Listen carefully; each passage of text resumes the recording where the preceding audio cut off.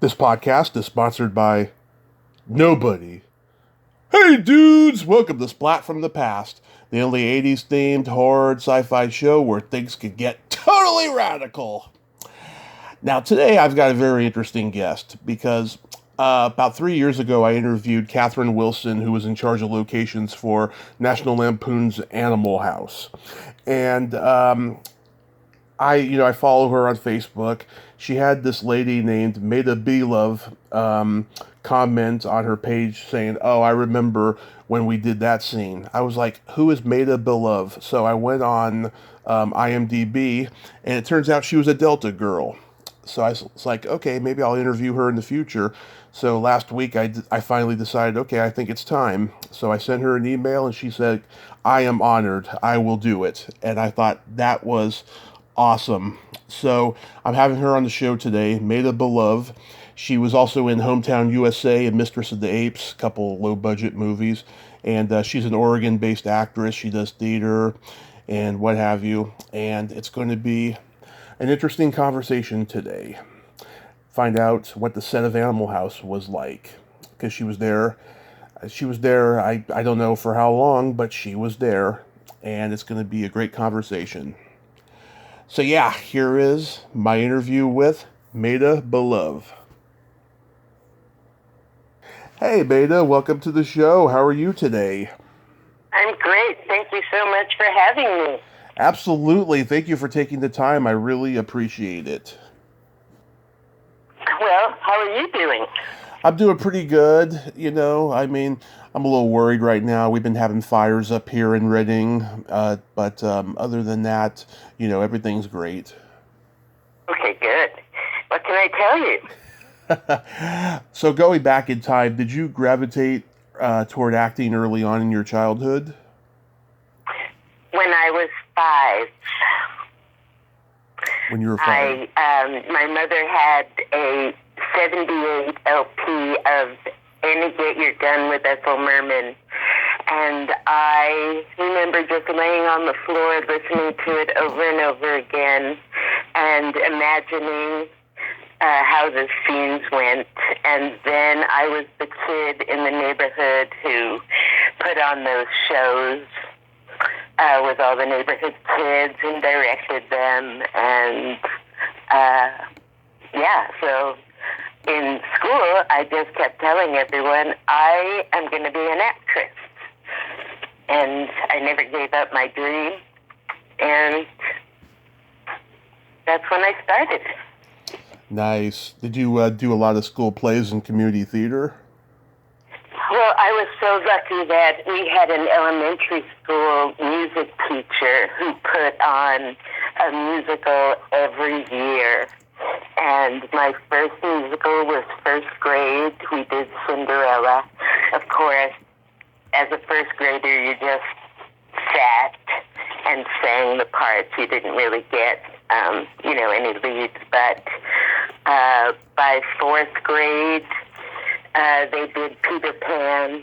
Mm-hmm. And I didn't get cast because my grades weren't good.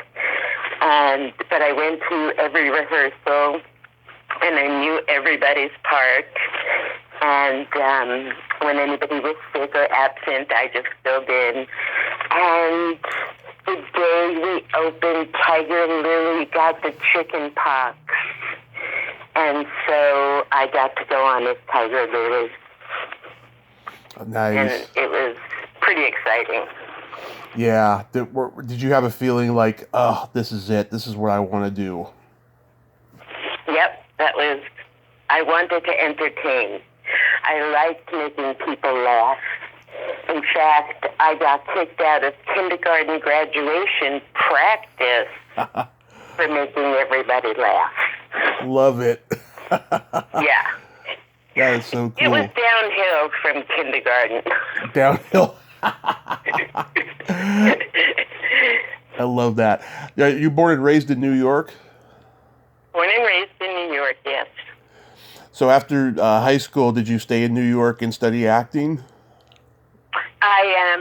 I got married pretty much right out of high school, and had a film company, and we traveled around Europe for a year. We were heading to Afghanistan to film the Hash Festival that happened every year.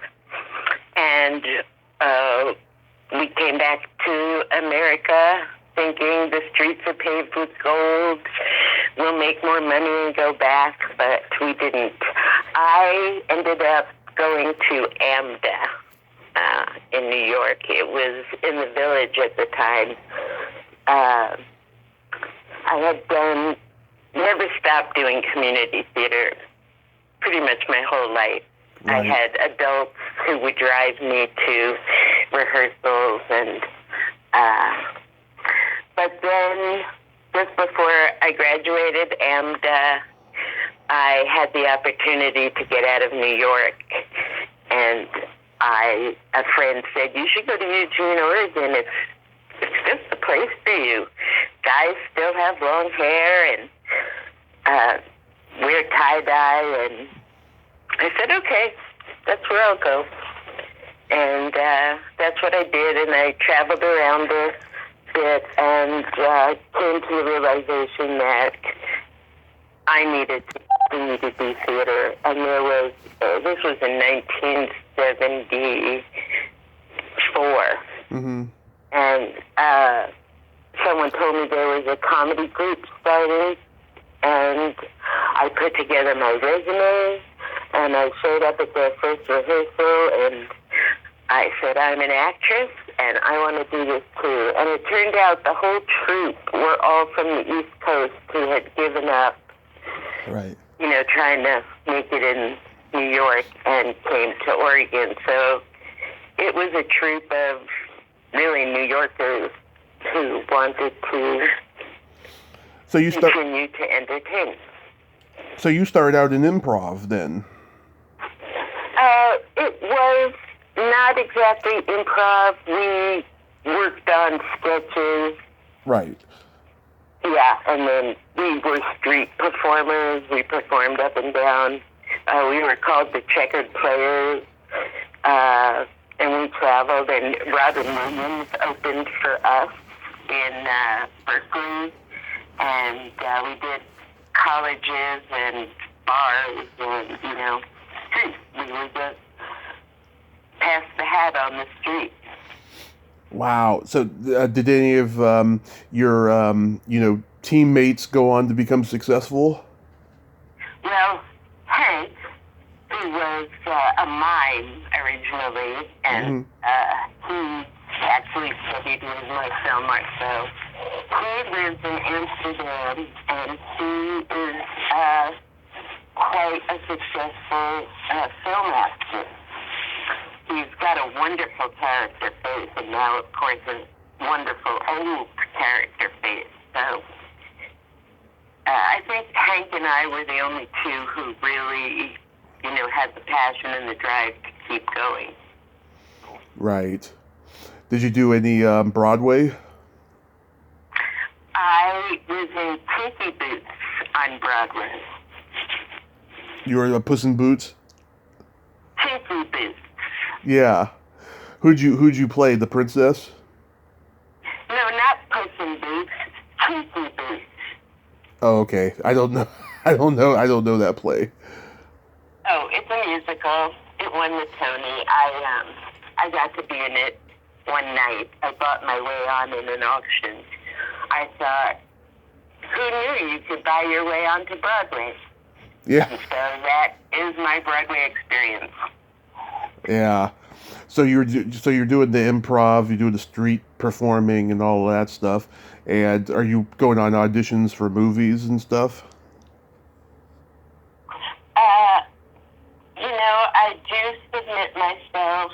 I have backstage account, and but it's kind of hard being in Eugene and living in a pandemic. So the pandemic, I was more a musical theater performer. When Animal House came to town, I was a checkered player. We had that improv group. But I'm always looking, I'm always submitting myself, but it's rare that you get any opportunities. And now when I lived in LA and tried to get an agent, they kept saying, oh, you need to come back when you're old, because there's more character parts for old people. So I'm a member of Screen Actors Guild, so I'm just counting my time till I'm really old. So how did Animal House come to you?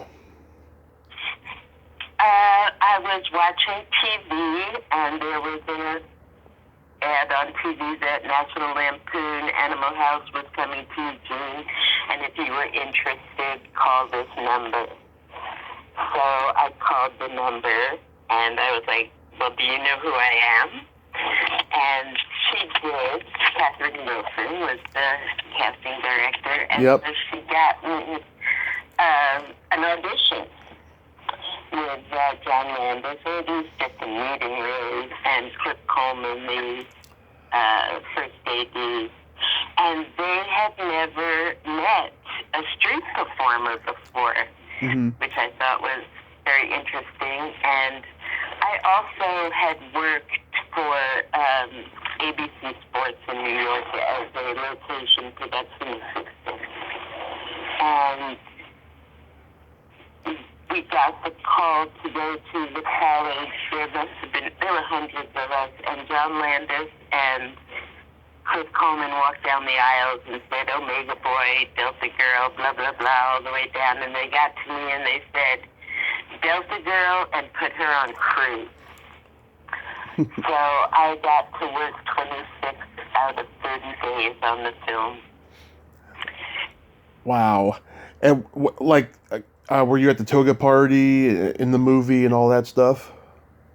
Well, I was. I'm also, the very first shot of the movie in Eugene was Flounder and Pinto. walking through the door of the Delta House, and people throw bottles at him, Right. and a girl runs up and takes Flounder's hat. Yeah. And that's me. That's you. And that's me. And then, it's like, okay, do this and go sit between those two guys over there. And I sat down between those two guys over there, and they were the two guys who wrote the movie, Chris Miller and Doug Keeney. And once I found that out, I was relentless in trying to get them to put me in all these scenes, like, I said, anybody from West Side Story, that's me. I'm and so I did get to do the toga party. I was Mothball's girlfriend, Oh, so to speak, and we're seen together dancing at the end of the toga party, slow dancing, and there's a lot of us that was cut from the movie, us coming out of the sex room when D-Day drives up the stairs with his motorcycle. But Right. when I saw it originally in the theater, I could see myself 32 times. Mostly because I knew what I was wearing.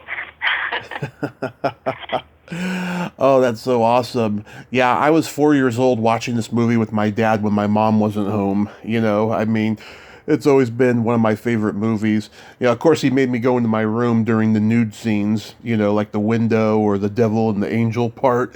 Yeah.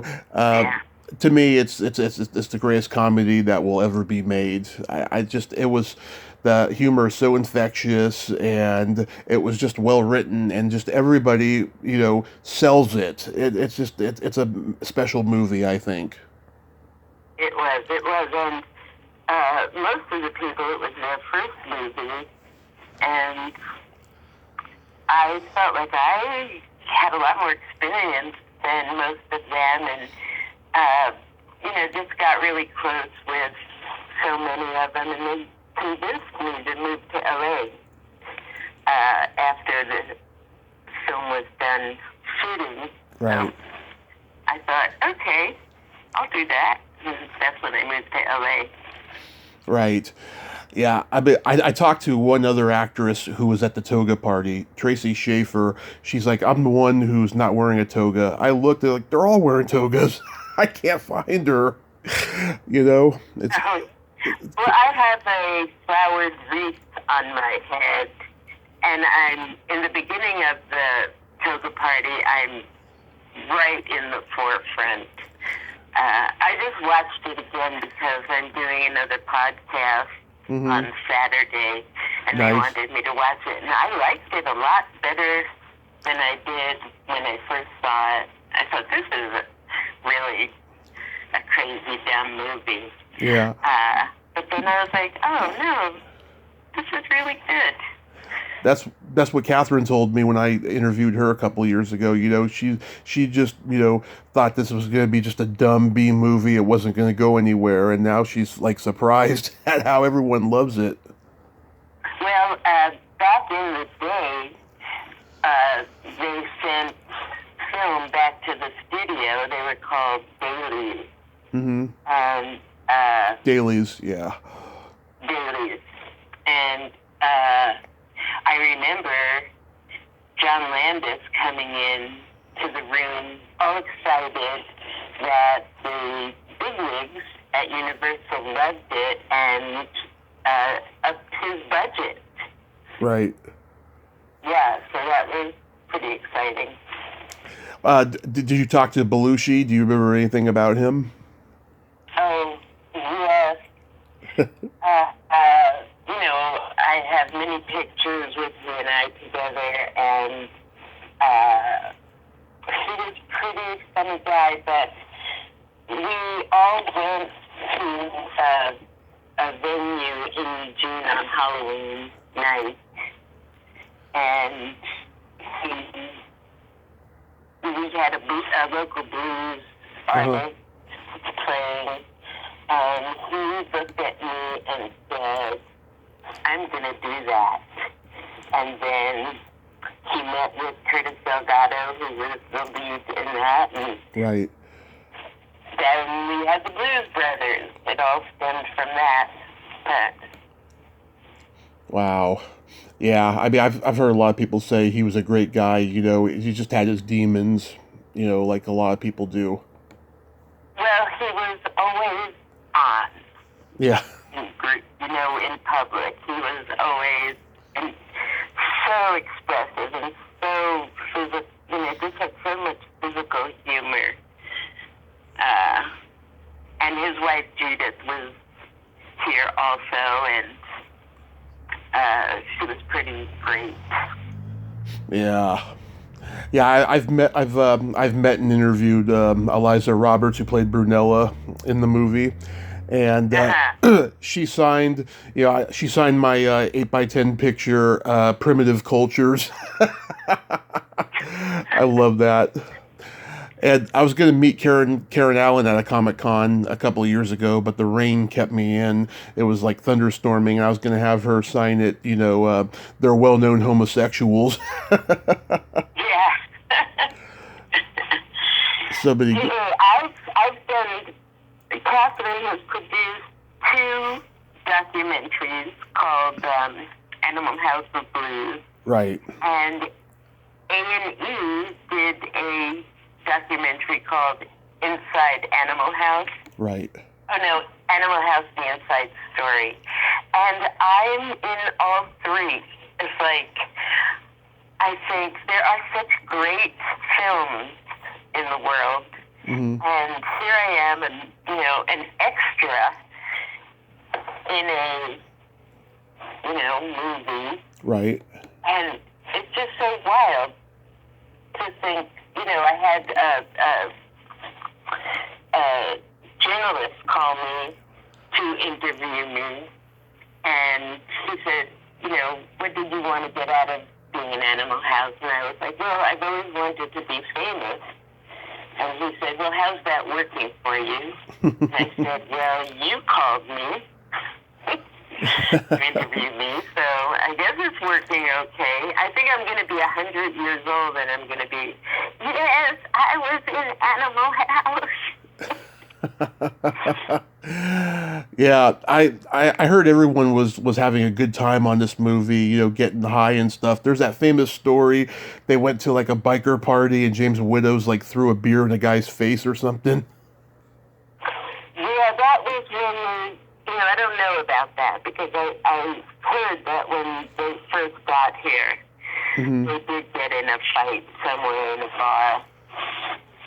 But, so I don't know anything about that. But Did I you? think John Landis had the right idea, bringing them all up and, having them bond before Yeah. the shooting actually started. But I actually was in LA when it was released, and I did get to go to the premiere Hmm. where John Landis got to, speak before it ran, and he spotted me in the audience and introduced me. So that was a huge thrill. But yeah, I did get to go to that premiere. Awesome. Yeah. So tell me about Hometown USA. So when I got to LA, one of the things about me on Animal House Hmm. was I was always by the director when I wasn't working. And I just knew where everybody was, and I was kind of crucial, I felt like. Just a huge help because I had been a production assistant, on American Sportsman, and I just knew the routine. So when I got to LA, the first film I got to be an extra on was Hometown USA. And I hung by the director, which was Max Bear. Right. And the first AD I stuck really close to, and I was just I kind of knew where people were. I don't know, I just been really helpful. And then we were doing the night shots, and I picked a MASH car. Yeah. I remember, one of those little MASH cars, Oh yeah. driving it up and down and up and down. And one night, I was standing by the first AD, and I heard over his little radio, "Where's the gal who drives the MASH?" Yeah. And he said, she's right here next to me. And he said, "Send her down to hair and makeup." And I can't remember this guy's name. He looked at me and he said, "This is your big break." And sure enough, I got to do the simplest thing with one word, "Hi," which got me into the Screen Actors Guild. Nice. So that was, just great. I got to work that whole film. Then they put me on crew, Hmm. as well as being an extra. Right. And mostly driving cars to get them gassed up, as I recall, was my big crew job. Yeah. Max Baer directed. Of course, everybody remembers him as Jethro on the Beverly Hillbillies. What was Yeah. What was he like to work with? I didn't get that close to him as far as, he was kind and, he knew what he was doing. Hmm. I don't have a lot of memories of him. Okay. Also was in Stand By Me with Rob Reiner as the director. Oh, okay. And yeah, and I had my husband and my 6-month-old baby and my 4-year-old son. We were all extras in it. Yeah. In Stand By Me. And my son, we were in the bar scene, Hmm. and my son did not like it, and he got up and he went to Rob Reiner and said, I don't like this, I'm leaving. And Rob Reiner tried to explain continuity to him, which was great. And then he sat down and did it. But I don't remember much. I remember more about Rob Reiner than Max Baer. So what scene were you in Stand By Me? Well, Catherine got me a part as one of the, elk women, where they were all sitting and the elk man or whatever was behind them and barked on them. Lardass, so yeah. That was exciting because before we went to shoot, I got to go for hair and makeup and costuming. They had to make 2 costumes, one for during the barfing or something, and one for when you're not barfed on. Yeah. But Rob Reiner came to check us all out, see who was going to be in that place, and he looked at me and said, "You're too young." And I got X'd from that scene, but I still had the great hairdo and costume, and I'm up in the top here with my 6-month-old baby on my lap, who's now 36.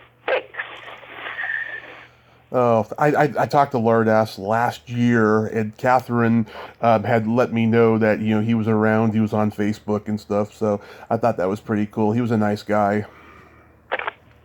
Yeah, and then there was Mistress of the Apes. Yes, Mystery of the Apes. Tell me about that. Mistress of the Apes. I had a composite 8x10 that had me with a beard and mustache as a man, and then lots of other character shots of me. And one day I just got this call saying, if you want this part, you need to be in Malibu at this time. And I said, yeah, but I haven't even auditioned. And the casting director said, well, if you could do that male face, bearded face, you can do anything. And I showed up on the set, and my part was to be an ape woman running through the jungle. I was wearing nothing but a loincloth, and they, did my body in dark makeup, and I was to run through the jungle, and I get shot right in the boobs, and I get to die. I mean, this is like an actor's dream to die on film. And, there was in the Variety coming to the cans. I mean, there was so much publicity for this movie, and it never got released. That I know a lot of actors are like in movies that have never been released. Yeah. One year, many years ago, my husband kind of Googled me, and up came me in Mistress of the Apes. Oh, yeah. And I was like, what? And there was one for sale on eBay. And somebody had already bid on it, and I somehow got that person's email and wrote them and wanted to know, am I in it? Mostly because you end up on the cutting room floor. And he said, you're in it all over the place. It turned out that my dying was played over and over again as a memory in this woman's mind. Well, it's the worst movie ever made. I mean, it's a cult movie. Yeah. It turns out, but it is horrible. But I get a credit at the end, and as mere woman, Maida Belove. I apparently had a baby when I got killed. The apes, there's a whole where they have a ceremony for me. They carry me off, and this woman comes down off the mountain. She's watching. She goes into a tent, and there's a crying baby, my baby. Right. And she picks up the baby and starts nursing it. And she is the mistress of the apes. Yeah, I've Really? been Facebook friends with Barbara Lee for a couple of years. She's supposed to do the show once her book is published. Hopefully that'll happen and stuff. Oh yeah, she was it. She was the mistress of the apes. Yeah, she seems like such a sweetheart too. Yeah. I made some good friends. I mean, it was one take for me. Mm-hmm. That was it. Running through the jungle, get shot, die. I jumped into the river, washed all the brown stuff off me, and went home. Right. I noticed you did a movie called Earth Day, and you played a character called Dr. Felchenstein. Yeah. That cracks me up. Did you know going into it what felching was? No. My son did the music for that film. That was a very local made film.